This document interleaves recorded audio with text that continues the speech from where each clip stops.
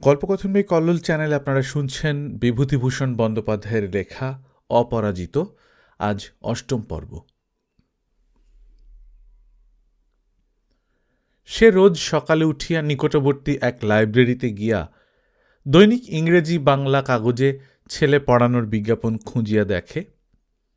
Gas পোস্টের গায়েও অনেক সময় এই ধরনের বিজ্ঞাপন মারা থাকে। চলিতে চলিতে গ্যাস পোস্টের বিজ্ঞাপন দেখিয়ে বেড়ানো তাহার একটা বাতিক হইয়া দাঁড়াইল।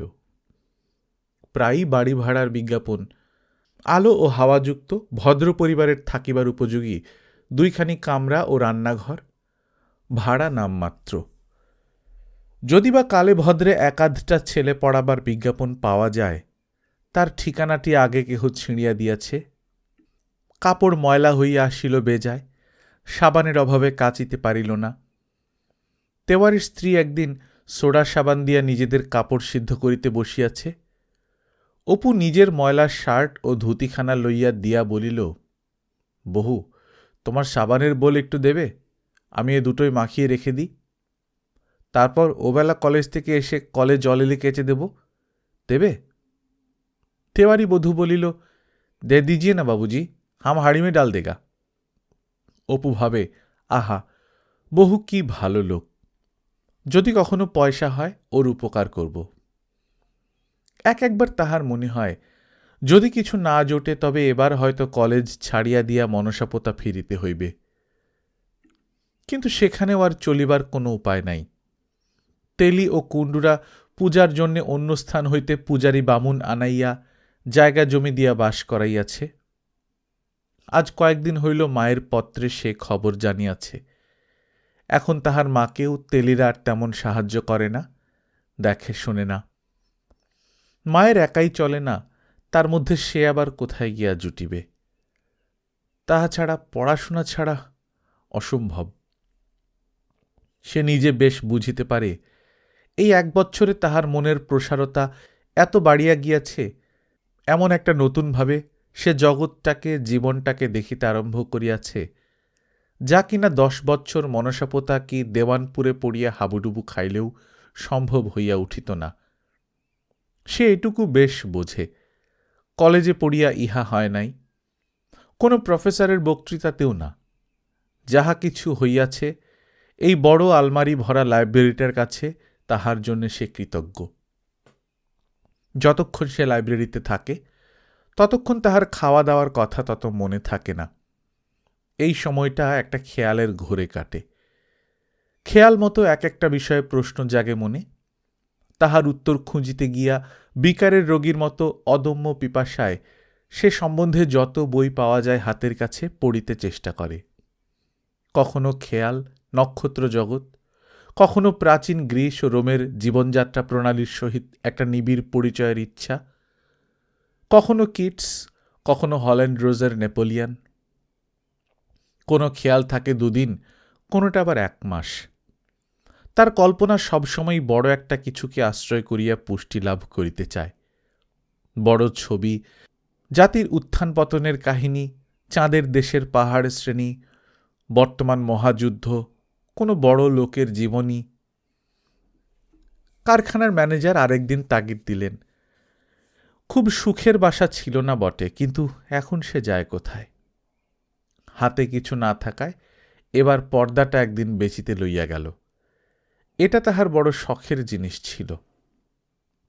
পর্দাটাতে একটা জাপানি ছবি আঁকা, ফুলে ভরা চেরি গাছ, একটু জলরেখা, মাঝ জলে বড় বড় ভিক্টোরিয়া রিজিয়া ফুটিয়া আছে, ওপারে ঢেউ খেলানো কাঠের ছাদওয়ালা একটা দেব মন্দির।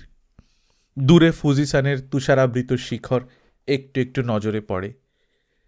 এই ছবিখানার জন্যই সে পর্দাটা কিনিয়াছিল, এই জন্যই এতদিন হাতছাড়া করিতে পারে নাই। কিন্তু উপায় কি? 3.5 টাকা দিয়া কেনা ছিল, বহু দোকান ঘুরিয়া তাহার দাম হইল 1 টাকা 3 আনা।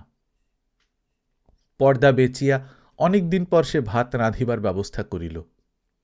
ছাতু খাইয়া খাইয়া অরুচি ধরিয়া গিয়াছে। বাজার হইতে 1 পয়সার কলমি শাকও কিনিয়া আনিল। মনে পড়িল, সে কলমি শাক ভাজা খাইতে ভালোবাসিত বলিয়া ছেলেবেলায় দিদি যখন তখন গড়ের পুকুর হইতে কত কলমি তুলিয়া আনিত। দিন সাথে পর্দা বেচা পয়সায় চলিল, মন্দ নয়। তারপর যে কে সেই। আর পর্দা নাই, কিছুই নাই, একেবারে কানাকড়িটা হাতে নাই।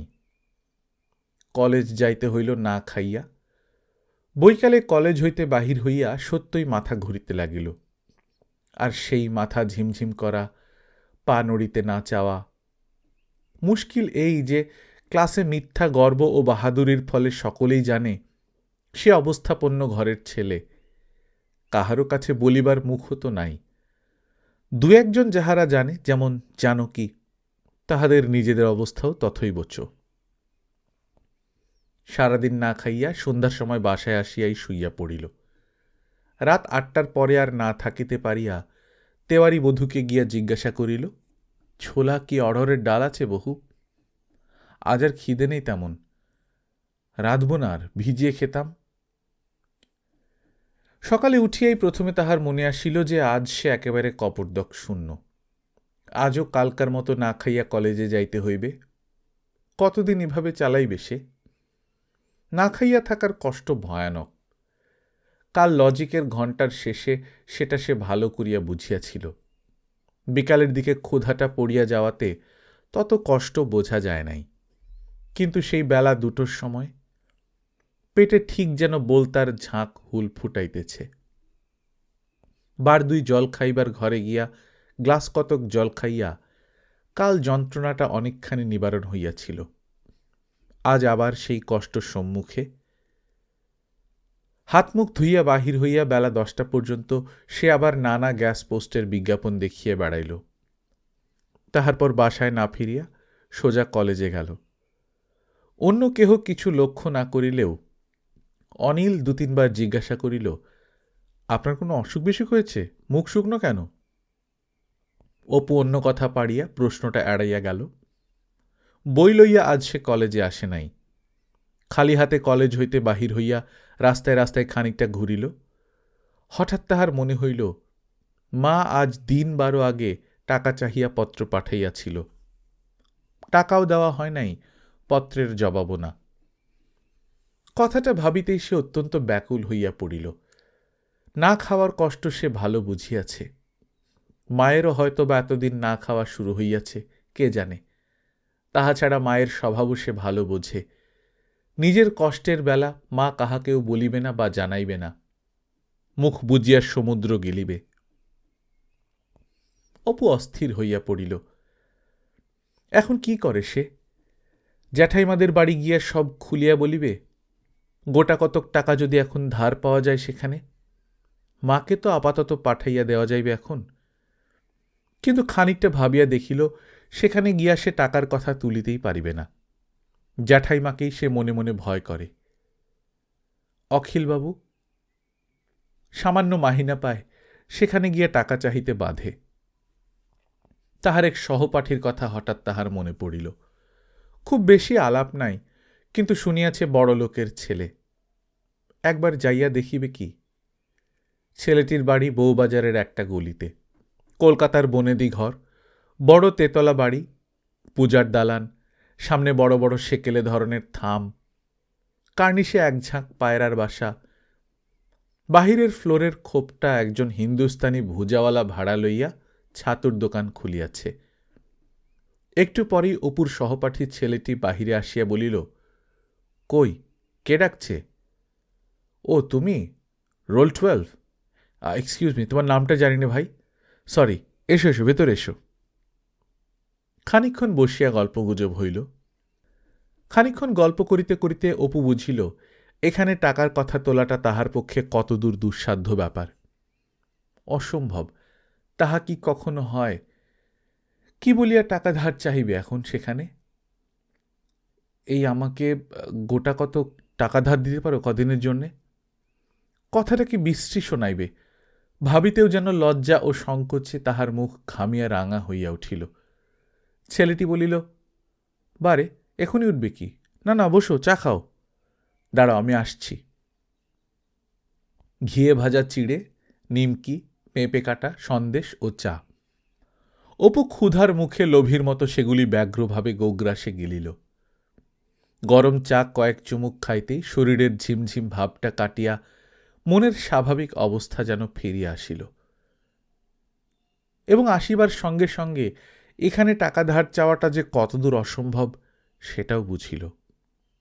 বন্ধুর নিকট হইতে বিদায় লইয়া বাহিরে আসিয়া ভাবিল, ভাগ্যিস, হাউ অ্যাবসার্ড! তা কি কখনো আমি দূর। রাত্রিতে শুইয়া ভাবিতে ভাবিতে তাহার মনে পড়িল আগামীকাল নববর্ষের প্রথম দিন। কাল কলেজের ছুটি আছে। কাল একবার শ্যামবাজারে জ্যাঠাইমার বাড়িতে যাইবে। নববর্ষের দিনটা জ্যাঠাইমাকে প্রণাম করিয়া আসা হইবে, সেটাও একটা কর্তব্য। তাহা ছাড়া মনে মনে ভাবিল, কাল গেলে জ্যাঠাইমা কি না খাইয়ে ছাড়বে? বৎসরকারের দিনটা, সেদিন তো সুরেশদার বাড়ির মধ্যে বলেনি, বললে কি আর খেতে বলতো না? সুরেশদা ওই রকম ভুলো মানুষ। ভুল কাহার পরদিন অপুর বুঝিতে দেরি হইল না। সকাল 9টার সময় সুরেশদের বাড়ি গিয়া প্রথমে বাহিরে কাহাকেও পাইল না। বলা না কওয়া না হুপ করিয়া কি বাড়ির ভেতর ঢুকিয়া যাইবে? কি সমাচার? না, নববর্ষের দিন প্রণাম করিতে আসিয়াছি। ছুতাটা যে বড় দুর্বল। 7-5 ভাবিতে ভাবিতে সে খানিক্ষণ পরে বাড়ির মধ্যে ঢুকিয়া পড়িয়া একেবারে জ্যাঠাইমাকে পাইল দরজার সামনের রোয়াকে। প্রণাম করিয়া পায়ের ধুলা লইল। জ্যাঠাইমার মুখে যে বিশেষ প্রীতি বিকশিত হইল না, তাহা অপু ছাড়া যে কেহ বুঝিতে পারিত। তাহার সংবাদ লইবার জন্যে তিনি বিশেষ কোনো আগ্রহ প্রকাশ করিলেন না। সেই নিজের সংকোচ ঢাকিবার জন্যে অতসিদি কবে শ্বশুরবাড়ি গিয়াছে, সুনীল বুঝি কোথায় বাহির হইয়া গিয়াছে প্রভৃতি ধরনের মামুলি প্রশ্ন করিয়া যাইতে লাগিল। তারপর জ্যাঠাইমা কোথায় চলিয়া গেলেন, কেহ বাড়ি নাই। সে দালানের একটা বেঞ্চিতে বসিয়া একখানা এস্টায়ের ক্যাটালগ নাড়িয়া চাড়িয়া দেখিবার ভান করিল। বইখানার মধ্যে একখানা বিবাহের প্রীতি উপহার। বিস্ময়ের সহিত দেখিল সেখানে সুরেশের বিবাহের। সে দুঃখিতও হইল, আশ্চর্যও হইল। মাত্র মাসখানেক আগে বিবাহ হইয়াছে। সুরেশদা তাহার ঠিকানা জানে, সবই জানে, অথচ কি জ্যাঠাইমা কি সুরেশদা কেহই তাহাকে জানায় নাই।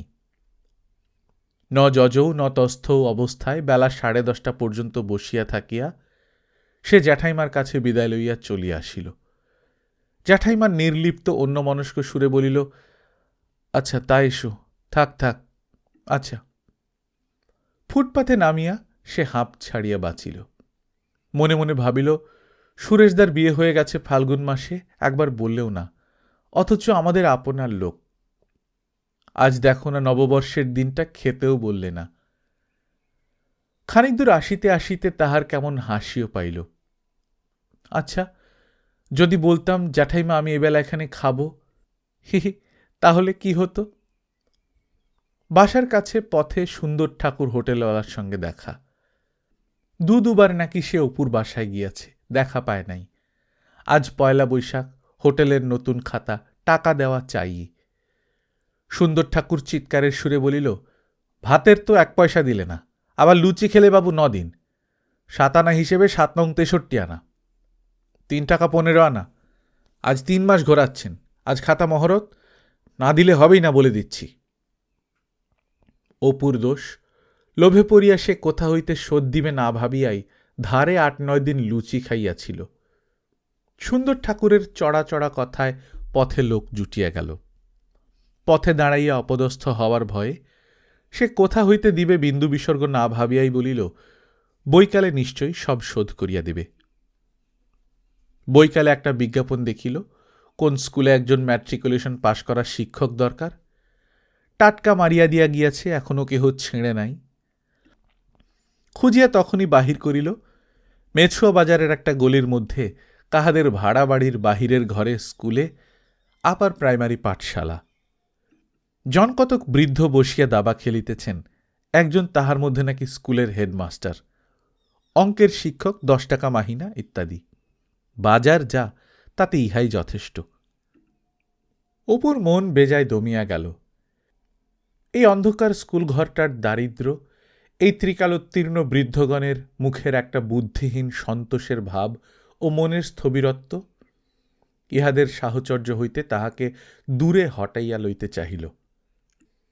যাহা জীবনের বিরোধী, আনন্দের বিরোধী, সর্বোপরি তাহার অস্থিমজ্জাগত যে রোমাঞ্চের তৃষ্ণা, তাহার বিরোধী, অপু সেখানে একদণ্ড তিষ্ঠিতে পারে না। ইহারা বৃদ্ধ বলিয়া যে এমন ভাব হইল অপুর, তাহা নয়। ইহাদের অপেক্ষাও বৃদ্ধ ছিলেন শৈশবের সঙ্গী নরোত্তম দাস বাবাজি। কিন্তু সেখানে সদা সর্বদা একটা মুক্তির হাওয়া বহিত। কাশীর কথক ঠাকুরকেও এই জন্যই ভালো লাগিয়াছিল। অসহায় দরিদ্র বৃদ্ধ একটা আশাভরা আনন্দের বাণী বহন করিয়া আনিয়াছিলেন তাহার মনে। যেদিন জিনিসপত্র বাঁধিয়া হাসি মুখে নতুন সংসার বাঁধিবার উৎসাহে রাজঘাটের স্টেশনের ট্রেনে চড়িয়া দেশে রওনা হইয়াছিলেন, স্কুল হইতে যখন সে বাহির হইল, বেলা প্রায় গিয়াছে। তাহার কেমন একটা ভয় হইল। এই ভয়টা এতদিন হয় নাই। না খাইয়া থাকিবার বাস্তবতা ইতিপূর্বে এভাবে কখনো নিজের জীবনে সে অনুভব করে নাই। বিশেষ করিয়া যখন এখানে খাইতে পাওয়া নির্ভর করিতেছে নিজের কিছু একটা খুঁজিয়া বাহির করিবার সাফল্যের উপর। কিন্তু তাহার সকলের চেয়ে দুর্ভাবনা মায়ের জন্যে। একটা পয়সা সে মাকে পাঠাইতে পারিল না। আজ এতদিন মা পত্র দিয়াছে, কি করিয়া চলিতেছে মায়ের? কিন্তু এখানে তো কোনো কিছু আশা দেখা যায় না। এত বড় কলিকাতা শহরে পাড়া গাঁয়ের ছেলে, সহায় নাই, চেনাশোনা নাই, সে কোথায় যাইবে, কি করিবে? পথে একটা মাড়োয়ারির বাড়িতে বোধহয় বিবাহ। সন্ধ্যার তখনও সামান্য বিলম্ব আছে, কিন্তু এরই মধ্যে সামনের লাল নীল ইলেকট্রিক আলোর মালা জ্বালাইয়া দিয়াছে। দু চারখানা মোটর ও জুড়ি গাড়ি আসিতে শুরু করিয়াছে। লুচি ভাজার মন মাতানো সুগন্ধে বাড়ির সামনেটা ভরপুর। হঠাৎ অপু দাঁড়াইয়া গেল। ভাবিল, গিয়ে যদি বলি আমি একজন পুয়ার স্টুডেন্ট, সারাদিন খাইনি, তবে খেতে দেবে না? ঠিক দেবে। এত বড় লোকের বাড়ি, কত লোক তো খাবে, বলতে দোষ কি? কেই বা চিনবে আমায় এখানে? কিন্তু শেষ পর্যন্ত পারিল না। সে বেশ বুঝিল, মনে 16 আনা ইচ্ছা থাকিলেও মুখ দিয়া একথা সে বলিতে পারিবে না কাহারও কাছে। লজ্জা করিবে। লজ্জা না করিলে সে যাইত। মুখচোরা হওয়ার অসুবিধা সে জীবনে পদে পদে দেখিয়া আসিতেছে। কলিকাতা ছাড়িয়া মনসাপোতা ফিরিবে? কথাটা সে ভাবিতে পারে না। প্রত্যেক রক্তবিন্দু বিদ্রোহী হইয়া ওঠে। তাহার জীবন সন্ধানী মন তাহাকে বলিয়া দেয়, এখানে জীবন, আলো, পুষ্টি, প্রসারতা, সেখানে অন্ধকার, দৈন্য, নিভিয়া যাওয়া। কিন্তু উপায় কই তাহার হাতে? সে তো চেষ্টার ত্রুটি করে নাই। সব দিকেই গোলমাল। কলেজের মাহিনা না দিলে, আপাতত পরীক্ষা দিতে দিলেও বেতন শোধ না করিলে প্রমোশন বন্ধ। থাকিবার স্থানের এই দশা। দুবেলা ওষুধের কারখানার ম্যানেজার উঠিয়া যাইবার তাগিদ দেয়। আহার তথৈবচ। সুন্দর ঠাকুরের দেনা, মায়ের কষ্ট। একেই তো সে সংসার অনভিজ্ঞ, স্বপ্নদর্শী প্রকৃতির। কিসে কি সুবিধা হয় এমনি বোঝে না। তাহাতেই কয়দিনের ব্যাপার তাহাকে একেবারে দিশেহারা করিয়া তুলিয়াছে। বাসায় আসিয়া ছাদের উপর বসিল। একখানা খাপড়া কুড়াইয়া আনিয়া ভাবিল, আচ্ছা দেখি দেখি কোন পিঠটা পরে। পরে নিশ্চিন্দিপুরে বাল্যে দিদির কাছে যেমন শিখিয়াছিল, সেইভাবে চোখ বুজিয়া খাপড়াটা ছুঁড়িয়া ফেলিয়া দেখিল। একবার, দুবার, কলিকাতা ছাড়িয়া যাওয়ার দিকটাই পড়ে। তৃতীয়বার ফেলিয়া দেখিতে আর তাহার সাহস হইল না। বাল্যকাল হইতেই নিশ্চিন্দিপুরের বিশালাক্ষী দেবীর ওপর তাহার অসীম শ্রদ্ধা। করুণাময়ী দেবীর কথা কত সে শুনিয়াছে। সে তো তার গ্রামের ছেলে। কলিকাতায় কি তার শক্তি খাটে না? পরীক্ষা হইবার দিন কয়েক পরে একদিন অনিল তাহাকে জানাইল, সায়েন্স সেকশনের মধ্যে সে গণিত ও বস্তুবিজ্ঞানে প্রথম হইয়াছে। প্রফেসরের বাড়ি গিয়া নম্বর জানিয়া আসিয়াছে। অপু শুনিয়া আন্তরিক সুখী হইল। অনিলকে সে ভারী ভালোবাসে। সত্যিকার চরিত্রবান, বুদ্ধিমান ও উদারমতি ছাত্র। অনিলের যে জিনিসটা তাহার ভালো লাগে না, সেটা তাহার অপরকে তীব্রভাবে আক্রমণ ও সমালোচনা করিবার একটা দুর্দমনীয় প্রবৃত্তি। কিন্তু এই পর্যন্ত কোনো তুচ্ছ কাজে বা জিনিসে অপু তাহার আসক্তি দেখে নাই। কোনো ছোট কথা কি সুবিধার কথা কি বাজে খোশ গল্প তাহার মুখে শোনে নাই। অপু দেখিয়াছে সবসময় অনিলের মনে একটা চাঞ্চল্য, একটা অতৃপ্তি। তাহার অধীর মন মহাভারতের বকরূপী ধর্মরাজের মতো সবসময় যেন প্রশ্ন ফাঁদিয়া বসিয়াছে। অপুর সহিত এই জন্যেই অনিলের মিলিয়াছিল ভালো। দুজনের আশা আকাঙ্ক্ষা প্রবৃত্তি এক ধরনের। অপুর বাংলা ও ইংরেজি লেখা খুব ভালো। কবিতা প্রবন্ধ মা একখানা উপন্যাস পর্যন্ত লিখিয়াছে। 2-3খানা বাঁধানো খাতা ভর্তি। লেখা এমন কিছু নয়, গল্পগুলি ছেলে মানুষী ধরনের উচ্ছ্বাসে ভরা। কবিতা রবি ঠাকুরের নকল। উপন্যাসখানাতে জলদস্যুর দল, প্রেম, আত্মদান কিছুই বাদ যায় নাই। কিন্তু এইগুলি পড়িয়াই অনিল সম্প্রতি অপুর আরও ভক্ত হইয়া উঠিয়াছে। সপ্তাহের শেষে দুজনে বোটানিক্যাল গার্ডেনে বেড়াইতে গেল। একটা ঝিলের ধারে ঘন সবুজ লম্বা লম্বা ঘাসের মধ্যে বসিয়া অনিল বন্ধুকে একটা দুঃসংবাদ দিল। বাগানে আসিয়া গাছের ছায়ায় এইভাবে বসিয়া বলিবে বলিয়াই এতক্ষণ অপেক্ষায় ছিল। তাহার বাবার এক বন্ধু তাহাকে খুব ভালোবাসেন। বড় বনির অভ্রের খনির তিনি ছিলেন একজন অংশীদার। গত পরীক্ষার ফলে অনিলের উপর অত্যন্ত সন্তুষ্ট হইয়া নিজের খরচে বিদেশ পাঠাইতে চাহিতেছেন। আইএসসিটা পাশ দিলেই সোজা বিলাত বা ফ্রান্স। কেমব্রিজে কি imperial college of science and টেকনোলজিতে পড়ব। রাদারফোর্ড আছেন, টমসন আছেন, এদের সব দুবেলা দেখতে পাওয়া একটা পুণ্য। যুদ্ধ থামলে জার্মানিতে যাব। মস্ত জাত, বিরাট ভাইটালিটি, গটে অস্টওয়াল্ডের দেশ। ওখানে কি আর যাব না? ওখানে কি আর না যাব? অনিল অপুর বিদেশ যাইবার টান জানে। বলিল, আপনাকে নিয়ে যাবার চেষ্টা করব। না হয় দুজনে আমেরিকায় চলে যাব। আমি সব ঠিক করব, দেখবেন। অনিলের প্রভাব যেমন অপুর জীবনে বিস্তার লাভ করিতেছিল, সঙ্গে সঙ্গে অপুর চরিত্রের পবিত্রতা, মনের ছেলেমানুষী ও ভাবগ্রহিতা অনিলের কঠোর সমালোচনা ও অযথা আক্রমণ প্রবৃত্তিকে অনেকটা সংযত করিয়া তুলিতেছিল। দূরের পিপাসা অপুর আরও অনেক বেশি, অনেক উদ্দাম। কলিকাতার ধোঁয়া ভরা সংকীর্ণ ভ্যাপসাগন্ধ সিওয়ার ডিচের ভিতর হইতে বাহির হইয়া হঠাৎ যেন একটা উদার প্রান্তর, জ্যোৎস্না মাখা মুক্ত আকাশ, পাখিদের আনন্দ ভরা পক্ষ সঙ্গীতের একটা বন প্রান্তের রহস্যের সাক্ষাৎ পাওয়া যায় অপুর কথার সুরে। জীবন পিপাসু নবীন চোখের দৃষ্টিতে অন্তত অনিলের তো মনে হয়।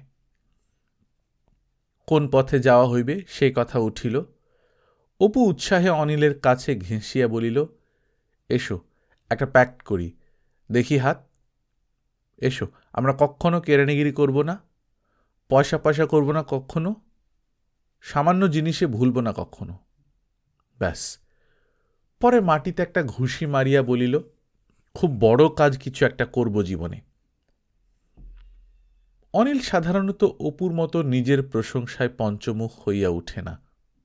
তবুও আজ উৎসাহের মুখে অনেক কথা বলিয়া ফেলিল।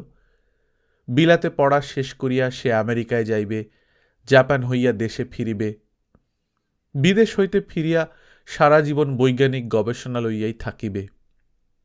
অপু বলিল, যখন দেশে ছিলাম তখন আমার একখানা প্রাকৃতিক ভূগোল বলে ছেঁড়া পুরনো বই ছিল। তাতে লেখা ছিল এমন সব নক্ষত্র আছে যাদের আলো আজও এসে পৃথিবীতে পৌঁছয়নি।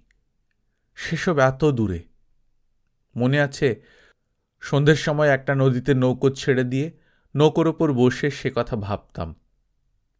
ওপারে একটা কদম গাছ ছিল, তার মাথাতে একটা তারা উঠত সকলের আগে। তারাটার দিকে অবাক হয়ে চেয়ে চেয়ে দেখতাম। কি যে একটা ভাব হতো মনে, একটা মিস্টারি, একটা আপলিফটের ভাব। ছেলে মানুষ তখন, সেসব বুঝতাম না। কিন্তু সেই থেকে যখনই মনে দুঃখ হয়েছে কি কোনো ছোট কাজে মন গিয়েছে, তখনই আকাশের নক্ষত্রদের দিকে চাইলেই আবার ছেলেবেলার সেই আপলিফটের ভাবটা একটা জয়, বুঝলে, একটা অদ্ভুত ট্রান্সেন্ডেন্টাল জয়। সে ভাই মুখে তোমাকে বেলা পড়িলে দুজনে স্টিমারে কলিকাতায় ফিরিল। পরদিন কলেজের কমন রুমে অনেকক্ষণ আবার সেই কথা। কলেজ হইতে উৎফুল্ল মনে বাহির হইয়া অনিল প্রথমে দোকানে এক কাপ চা খাইল, পরে ফুটপাতের উপর দাঁড়াইয়া একটুখানি ভাবিল কালীঘাটে মাসির বাড়ি যাওয়ার কথা আছে, এখন যাইবে কিনা। একখানা বই কিনিবার জন্য একবার কলেজ স্ট্রিটেও যাওয়া দরকার, কোথায় আগে যায়। অপূর্ব একমাত্র ছেলে, যার কথা তার সবসময় মনে হয়। যে কোনো রূপে হোক অপূর্বকে সে নিশ্চয়ই বিদেশ দেখাইবে। তলপেটে অনেকক্ষণ হইতে একটা কি বেদনা বোধ হইতেছিল, এইবার যেন একটু বাড়ি আছে। হাঁটিয়া চৌরঙ্গীর মোড় পর্যন্ত যাওয়ার ইচ্ছা ছিল, সেটা আর না যাওয়াই ভালো।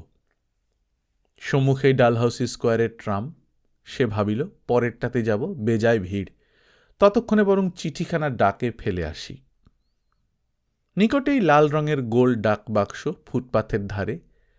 ডাকবাক্সটার গা ঘেঁষিয়া একজন মুসলমান ফেরিওয়ালা পাকা কাঁচকলা বিক্রি করিতেছে। তাহার বাজরায় পা না লাগে, এই জন্যে এক পায়ে ভর করিয়া অন্য পাখানা একটু অস্বাভাবিক রকমের পেছনে বাঁকাভাবে পাতিয়া সবে চিঠিখানা ডাকবাক্সের মুখে ছাড়িয়া দিয়াছে, এমন সময় হঠাৎ পেছন হইতে যেন কে তীক্ষ্ণ বর্ষা দিয়া তাহার দেহটা এফোঁড় ওফোড় করিয়া দিল নিমেষে। অনিল সেটাতে হাত দিয়া সামলাইতেও যেন অবকাশ পাইল না। হঠাৎ যেন পায়ের তলা হইতে মাটিটা সরিয়া গেল, চোখে অন্ধকার। কাঁচকলার বাজরার কানাটা মাথায় লাগিতেই মাথাটা একটা বেদনা। মুসলমানটি কি বলিয়া উঠিল, হই হই, বহু লোক। কি হয়েছে মশাই, কি হলো? সরো সরো, বাতাস করো, বাতাস করো, বরফ নিয়ে এসো, এই যে আমার রুমাল নিন না। অনিলের দুটি মাত্র কথা শুধু মনে ছিল। একবার সে অতি কষ্টে গোঙাইয়া গোঙাইয়া বলিল, রিপন কলেজ, অপূর্ব রায়। আর মনে ছিল সামনের একটা signboard, Ganeshchandra Dan and co, কার্বাইডের মশলা। তারপরে সেই তীক্ষ্ণ বর্ষাটা পুনরায় কে যেন সজোরে তলপেটে ঢুকাইয়া দিল। সঙ্গে সঙ্গে সব অন্ধকার। কতক্ষণ পরে সে জানে না, তাহার জ্ঞান হইল একটা বাক্স বা ঘরের মধ্যে সে শুইয়া আছে। ঘরটা বেজায় দুলিতেছে, পেটে ভয়ানক যন্ত্রণা। কাহারা কি বলিতেছে, অনেক মোটর গাড়ির ভেঁপুর শব্দ, আবার ধোঁয়া ধোঁয়া। পুনরায় যখন অনিলের জ্ঞান হইল, সে চোখ মেলিয়া চাহিয়া দেখিল একটা বড় সাদা দেওয়ালের পাশে একখানা খাটে সে শুইয়া আছে। পাশে তাহার বাবা ও ছোট কাকা বসিয়া, আরও তিনজন অপরিচিত লোক, নার্সের পোশাক পরা দুজন মেয়ে। এটা হাসপাতাল? কোন হাসপাতাল? কি হইয়াছে তাহার? তলপেটের যন্ত্রণা তখনও সমান, শরীর ঝিমঝিম করিতেছে, সারা দেহ যেন অবশ। পরদিন বেলা 10টার সময় অপু গেল। সেই কাল খবর পাইয়া তখনই ছুটিয়া শিয়ালদহের মোড়ে গিয়াছিল। সঙ্গে ছিল সত্যেন ও 4-5 জন ছেলে। টেলিফোনে অ্যাম্বুলেন্স গাড়ি আনাইয়া তখনই সকলে মিলিয়া তাহাকে মেডিকেল কলেজ হাসপাতালে আনা হয় ও বাড়িতে খবর দেয়া হয়। ডাক্তার বলেন, স্ট্রাঙ্গুলেটেড হার্নিয়া, তক্ষুনি অস্ত্র করা হইয়াছে। বৈকালেও সে গেল, কেবিন ভাড়া করা হইয়াছে। অনিলের মা বসিয়াছিলেন। অপু গিয়া পায়ের ধুলা লইয়া প্রণাম করিল। অনিল এখন অনেকটা ভালো আছে। অস্ত্র করার পরে বেজায় যন্ত্রণা পাইয়াছিল সারা রাত ও সারা দিন। দুপুরের পর সেটা একটু কম। তাহার মুখ রক্তশূন্য পাণ্ডুর। সে হাসিয়া অপুর হাত ধরিয়া কাছে বসাইল, বলিল, স্বাস্থ্যের মতন জিনিস আর নাই, যতই বলুন। এই 3টে দিন যেন একেবারে মুছে গিয়েছে জীবন থেকে। অপু বলিল, বেশি কথা বলো না, যন্ত্রণা কেমন এখন? অনিলের মা বলিল, তোমার কথা সব শুনেছি, ভাগ্যিস তুমি ছিলে সেদিন বাবা। অনিল বলিল, দেখবেন মজা, ঘণ্টা নাড়লেই নার্স এক্ষুনি ছুটে আসবে, বাজাবো দেখবেন। সে হাসিয়া একটা হাত ঘণ্টা বাজাতেই লম্বা একজন নার্স আসিয়া হাজির। সে চলিয়া গেলে অনিলের মা বলিলেন, কি যে করিস মিছিমিছি, ছি। দুজনেই খুব হাসিতে লাগিল। খানিকক্ষণ গড়ের মাঠের দিকে বেড়াইয়া সন্ধ্যার পর বাসায় ফিরিয়া অপু সবে আলোটি জ্বালিয়াছে, এমন সময় সত্যেন ও অনিলের পিস্তুত ভাই ফণি। অপু তাহাকে হাসপাতালে প্রথম দেখিয়াছে, সেখানেই প্রথম আলাপ। ব্যস্ত সমস্ত অবস্থায় ঘরে ঢুকিল। সত্যেন বলিল, ও তোমাকে দুবার এর আগে খুঁজে গেছি, এক্ষুনি হাসপাতালে এসো, জানো না? অপু জিজ্ঞাসু দৃষ্টিতে উহাদের মুখের দিকে চাহিতেই ফণি বলিল, অনিল মারা গিয়েছে এই 4:30 সময়, হঠাৎ। সকলে ছুটিতে ছুটিতে হাসপাতালে গেল। অনিলের মৃতদেহ খাট হইতে নামাইয়া সাদা চাদর দিয়া ঢাকিয়া মেঝেতে রাখিয়াছে। বহু আত্মীয় স্বজনে কেবিন ভরিয়া গিয়াছে, ক্লাসের অনেক ছেলে উপস্থিত। একদল ছেলে এইমাত্র এসেন্স ও ফুলের তোড়া লইয়া কেবিনে ঢুকিল। অল্প পরেই মৃতদেহ নিমতলায় লইয়া যাওয়া হইল। সব কাজ শেষ হইতে রাত্রি 3টা বাজিয়া গেল। অন্য সকলে গঙ্গা স্নান করিতে লাগিল। অপু বলিল, তোমরা নাও, আমি গঙ্গায় নাইব না, কলের জলে সকালবেলা নাইব। কলকাতার গঙ্গায় নাইতে আমার মন যায় না। অনিলের বাবার মতো লোক সে কখনো দেখে নাই। এত বিপদেও তিনি সারারাত বাঁধানো চাতালে বসিয়া ধীরভাবে কাঠের নল বসানো শটকাতে তামাক টানিতেছেন। অপুকে বার 2 জিজ্ঞাসা করিয়াছেন, বাবা তোমার ঘুম লাগেনি তো? কোনো কষ্ট হয়তো বলো বাবা। অপু শুনিয়া চোখের জল রাখিতে পারে নাই। সুনীল সিগারেট কেসটা তাহার জিম্মায় রাখিয়া জলে নামিল। সে ঘাটের ধাপের ওপর বসিয়া রহিল। অন্ধকার আকাশে অসংখ্য জলজলে নক্ষত্র, রাত্রি শেষের আকাশে উজ্জ্বল সপ্তর্ষি মণ্ডল ওপারে জেস কোম্পানির কারখানার মাথায় ঝুঁকিয়া পড়িয়াছে। পূর্ব আকাশে চিত্রা প্রত্যাসন্ন দিবালোকের মুখে মিলাইয়া যাইতেছে। অপু মনের মধ্যে কোনো শোক কি দুঃখের ভাব খুঁজিয়া পাইল না। কিন্তু মাত্র 3 দিন আগে কোম্পানির বাগানে বসিয়া যেমন অনিলের সঙ্গে গল্প করিয়াছিল, সারা আকাশের অসংখ্য নক্ষত্ররাজের দিকে চাহিয়া বাল্যে নদীর ধারে বসিয়া সন্ধ্যার প্রথম নক্ষত্রটি দেখিবার দিনগুলির মতো এক অপূর্ব অবর্ণনীয় রহস্যের ভাবে তাহার মন পরিপূর্ণ হইয়া গেল। কেমন মনে হইতে লাগিল, কি একটা অসীম রহস্য ও বিপুলতার আবেগে নির্বাক নক্ষত্র জগৎটা যেন মুহূর্তে মুহূর্তে স্পন্দিত হইতেছে। অনিলের মৃত্যুর পর অপু বড় মুশড়াইয়া পড়িল। কেমন এক ধরনের অবসাদ শরীরে ও মনে আশ্রয় করিয়াছে। কোনো কাজে উৎসাহ আসে না, হাত পা ওঠে না। বৈকালে ঘুরিতে ঘুরিতে সে কলেজ স্কোয়ারের একখানা বেঞ্চির উপর বসিল। এতদিন তো এখানে রহিল, কিছুই স্থির হইল না। এভাবে আর কতদিন চলে? ভাবিল, না হয় অ্যাম্বুলেন্সে যেতাম, কলেজের অনেকে তো যাচ্ছে, কিন্তু মা কি তা যেতে দেবে? পরে ভাবিল, বাড়ি চলে যাই, মাসখানেক অর্ডারলি রিট্রিট করা যাক। পাশে একজন দাড়িওয়ালা ভদ্রলোক অনেকক্ষণ হইতে বসিয়াছিলেন। মধ্যবয়সী লোক, চোখে চশমা, হাতের শিরগুলি দড়ির মতো মোটা। তিনি জিজ্ঞাসা করিলেন, সাঁতারের ম্যাচ কবে হবে জানেন? অপু জানে না, বলিতে পারিল না। ক্রমে 2-4 কথায় আলাপ জমিল, সাঁতারেরই গল্প। কথায় কথায় প্রকাশ পাইল তিনি ইউরোপ ও আমেরিকার বহু স্থান ঘুরিয়াছেন। অপু কৌতূহল দমন না করিতে পারিয়া তাহার নাম জিজ্ঞাসা করিল। ভদ্রলোক বলিলেন, আমার নাম সুরেন্দ্রনাথ বসু মল্লিক। অনেক দিনের একটা কথা অপুর মনে পড়িয়া গেল। সে সোজা হইয়া বসিয়া তাহার মুখের দিকে চাহিল। কিছুক্ষণ চুপ করিয়া থাকিয়া বলিল, আমি আপনাকে চিনি, আপনি অনেকদিন আগে বঙ্গবাসীতে বিলাত যাত্রীর চিঠি লিখতেন। হ্যাঁ হ্যাঁ, ঠিক, সে 10-11 বছর আগেকার কথা। তুমি কি করে জানলে? পড়তে নাকি?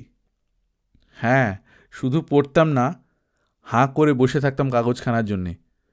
তখন আমার বয়স বছর 10, পাড়াগাঁয়ে থাকতাম। কি ইন্সপিরেশন যে পেতাম আপনার লেখা থেকে! ভদ্রলোকটি ভারী খুশি হলেন। সে কি করে, কোথায় থাকে জিজ্ঞাসাবাদ করিলেন। বলিলেন, দেখো, কোথায় বসে কে লেখে আর কোথায় গিয়ে তার বীজ উড়ে পড়ে। বিলেতে হ্যামস্টেডের একটা বোর্ডিংয়ে বসে লিখতাম, আর বাংলায় এক অবসকিউর পাড়াগাঁয়ের এক ছোট ছেলে আমার লেখা পড়ে বাহ বাহ। ভদ্রলোকটির ব্যবসা বাণিজ্যে খুব উৎসাহ দেখা গেল। মাদ্রাজে সমুদ্রের ধারে জমি লইয়াছেন, নারিকেল ও ভ্যানিলার চাষ করিবেন। নিঃসম্বল ১৩ বৎসরের নিগ্র বালককে ইউরোপে আসিয়া নিজের উপার্জন নিজে করিতে দেখিয়াছেন, দেশের যুবকদের চাষবাস করিতে উপদেশ দেন। ভদ্রলোকটিকে আর অপুর অপরিচিত মনে হইল না। তাহার বাল্যজীবনের কতগুলো অবর্ণনীয় আনন্দ মুহূর্তের জন্যে এই প্রৌঢ় ব্যক্তিটি দায়ী। ইহারই লেখার ভেতর দিয়া বাহিরের জগতের সঙ্গে সেই আনন্দ ভরা প্রথম পরিচয়। সম্পূর্ণ নতুন ধরনের উৎসাহ লইয়া সে ফিরিল। কে জানিত বঙ্গবাসীর সে লেখকের সঙ্গে এভাবে দেখা হইয়া যাইবে। শুধু বাঁচিয়া থাকাই এক সম্পদ। তোমার বিনা চেষ্টাতেই এই অমৃতময়ী জীবনধারা প্রতি পলের রসপাত্র পূর্ণ করিয়া তোমার অন্যমনস্ক অসতর্ক মনে অমৃত পরিবেশন করিবে। সে যে করিয়া হোক বাঁচিবে। সন্ধ্যা ঠিক হয় নাই। উঠানে তেলিবাড়ির বড় বউ দাঁড়াইয়া কি গল্প করিতেছিল। দূর হইতে অপুকে আসিতে দেখিয়া হাসি মুখে বলিল, কে আসছে বলুন তো মা ঠাকরুন। সর্বজয়ার বুকের ভেতরটা কেমন করিয়া উঠিল। অপু নয় তো? অসম্ভব, সে এখন কেন? পরক্ষণেই সে ছুটিয়া আসিয়া অপুকে বুকের ভেতর জড়াইয়া ধরিল। সর্বজয়ার চোখের জলে তাহার জামার হাতটা ভিজিয়া উঠিল। মাকে যেন এবার নিজের অপেক্ষা মাথায় ছোট, দুর্বল ও অসহায় বলিয়া অপুর মনে হইতে লাগিল। তপকৃশ শবরীর মতো ক্ষীণাঙ্গী, আলুথালু, অর্ধরুক্ষ চুলের গোছা একদিকে পড়িয়াছে। মুখের চেহারা এখনো সুন্দর, গ্রীবা ও কপালের রেখা বলি এখন অনেকাংশে ঋজু ও সুকুমার। তবে এবার মায়ের চুল পাকিয়াছে, কানের পাশের চুলে পাক ধরিয়াছে। নিজের সবল দৃঢ় বাহুবেষ্টনে সরলা চিরদুঃখিনী মাকে সংসারের সহস্র দুঃখ বিপদ হইতে বাঁচাইয়া রাখিতে অপুর ইচ্ছা যায়। এই ভাবটা এইবার প্রথম সে মনের মধ্যে অনুভব করিল, ইতিপূর্বে কখনো হয় নাই। বড় বউ একপাশে হাসি মুখে দাঁড়াইয়াছিল। সে অপুকে ছোট দেখিয়াছে, এখন আর তাহাকে দেখিয়া ঘোমটা দেয় না। সর্বজয়া বলিল, এবারও এসেছে বৌমা, এবার কালি কিন্তু। অপু নিকটে গিয়া জিজ্ঞাসা করিল, কি খুড়িমা, কাল কি? বড় বউ হাসিয়া বলিল, দেখো কাল, আজ বলবো না তো। খিচুড়ি খাইতে ভালোবাসে বলিয়া সর্বজয়া অপুকে রাত্রে খিচুড়ি রাঁধিয়া দিল। পেট ভরিয়া খাওয়া ঘটিল এই ৭-৮ দিন পর আজ মায়ের কাছে। সর্বজয়া জিজ্ঞাসা করিল, হ্যাঁ রে, সেখানে খিচুড়ি খেতে পাস? অপুর শৈশবে তাহার মা শত প্রতারণার আবরণে নগ্ন দারিদ্র্যের নিষ্ঠুর রূপকে তাহাদের শিশুচক্ষুর আড়াল করিয়া রাখিত। এখন আবার অপুর পালা। সে বলিল, বাদলা হলেই খিচুড়ি হয়। কি ডালের করে? মুগের বেশি, মসুরিরও করে, খাঁড়ি মসুরি। সকালবেলা জলখাবার খেতে দেয় কি কি? অপু প্রাতঃকালীন জলযোগের এক কাল্পনিক বিবরণ খুব উৎসাহের সহিত বিবৃত করিয়া গেল। মোহনভোগ, চা, এক একদিন লুচিও দেয়, খাওয়ার বেশ সুবিধা। প্রীতির টিউশনি কোন কালে চলিয়া গিয়াছে, কিন্তু অপু সে কথা মাকে জানায় নাই। সর্বজয়া বলিল, হ্যাঁ রে, তুই যে মেয়েটিকে পড়াস তাকে কি বলে ডাকিস? খুব বড় লোকের মেয়ে না? নাম ধরেই ডাকি। দেখতে শুনতে বেশ ভালো? বেশ দেখতে। হ্যাঁ রে, তোর সঙ্গে বিয়ে দেয় না? বেশ হয় তাহলে। অপু লজ্জারক্ত মুখে বলিল, হ্যাঁ, তারা হলো বড় লোক, আমার সঙ্গে তা কখনো, তোমার যেমন কথা। সর্বজয়ার কিন্তু মনে মনে বিশ্বাস, অপুর মতো ছেলে পাইলে লোকে এক্ষুনি লুফিয়া লইবে। অপু ভাবে, তবু তো মা আসল কথা কিছুই জানে না। প্রীতির টিউশনি থাকিলে কি আর না খাইয়া দিন যায় কলিকাতায়? অপু দেখিল, সে যে টাকা পাঠায় নাই, মা একটিবারও সে কথা উত্থাপন করিল না। শুধুই তাহার কলিকাতায় অবস্থানের সুবিধা অসুবিধা সংক্রান্ত নানা আগ্রহ ভরা প্রশ্ন। নিজেকে এমনভাবে সর্বপ্রকারে মুছিয়া বিলোপ করিতে তাহার মায়ের মতো সে আর কাহাকেও এ পর্যন্ত দেখে নাই। সে জানিত বাড়ি গেলে এ লইয়া মা কোনো কথা তুলিবে না। সর্বজয়া একটা এনামেলের বাটি ও গ্লাস ঘরের ভিতর হইতে আনিয়া হাসি মুখে বলিল, এই দেখ, এই দুখানা ছেঁড়া কাপড় বদলে তোর জন্য নিয়েছি, বেশ ভালো না? কত বড় বাটিটা দেখ। অপু ভাবিল, মা যা দেখে তাই বলে ভালো। এ আর কি ভালো, যদি আমার সেই পুরনো দোকানে কেনা প্লেটগুলো মা দেখত। কলিকাতার সেই দুরূহ জীবন সংগ্রামের পর এখানে বেশ আনন্দে ও নির্ভাবনায় দিন কাটে। রাত্রে মায়ের কাছে শুইয়া সে আবার নিজেকে ছেলে মানুষের মতো মনে করে। বলে, সেই গানটা কি মা, ছেলেবেলায় তুমি আর আমি শুয়ে শুয়ে রাত্রে গাইতাম? এক একদিন দিদিও, সেই চিরদিন কখনো সমান না যায়, কভু বনে বনে রাখালেরই শনে, কভু বা রাজত্ব পায়। পরে আবদারের সুরে বলে, গাও না মা গানটা। সর্বজয়া হাসিয়া বলে, হ্যাঁ, এখন কি আর গলা আছে, দূর। এসো দুজনে গাই, এসো না মা, খুব হবে, এসো। সর্বজয়ার মনে আছে, অপু যখন ছোট ছিল তখন কোনো কোনো মেয়ে মজলিসে ছোট ছোট ছেলে মেয়েদের গান সেখানে হয়তো হইত। অপুর গলা ছিল খুব মিষ্টি, কিন্তু তাহাকে প্রথমে কিছুতেই গান গাওয়ানো যাইত না। অথচ যেদিন তাহার গাহিবার ইচ্ছা হইত, সেদিন মায়ের কাছে চুপি চুপি বারবার বলিত, আমি কিন্তু আজ গান গাইব না, গাইতে বলো না। অর্থাৎ সেদিন তাকে এক আধবার বলিলেই সে গাহিবে। সর্বজয়া ছেলের মন বুঝিয়া অমনি বলিত, তা অপু, এবার একটা গান কর না। দু একবার লাজুক মুখে অস্বীকার করার পর অমনি অপু গান শুরু করিয়া দিত। সেই অপু এখন একজন মানুষের মতো মানুষ। এত রূপ এই অঞ্চলের মধ্যে কে কবে দেখিয়াছে।